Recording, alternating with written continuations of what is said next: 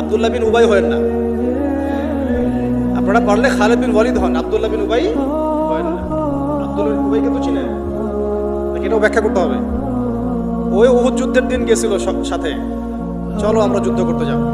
যেই শুনছে যে এখানে বাপরে বাপ মুশরিকদের সংখ্যা তো প্রায় 3000, তখন ওই 300 সৈন্য নিয়ে দিকে টান দিয়েছে। সূরা আলে ইমরানে আসছে আয়াতটা, আমরা যদি জানতাম যে যুদ্ধ বলে কিছু আছে আমি জীবনও মুসলিম হইতাম না। তো আপনারা ইনসাফ কায়েম করেন। চাকরি আমাদের জরুরত, ব্যবসা আমাদের জরুরত, পরিবারও আমাদের জরুরত, তাই না? বাড়ি আমাদের জরুরত, পেনশন আমাদের জরুরত, জমি আমাদের জরুরত।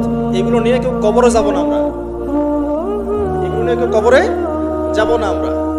অতএব এই ক্ষণস্থায়ী বিষয়গুলোকে প্রাধান্য দিয়ে এই চিরস্থায়ী আখিরাত নষ্ট করিয়েন না আপনারা। এই ভাইদেরকে দাওয়াত দিতে হবে বেশি বেশি করে।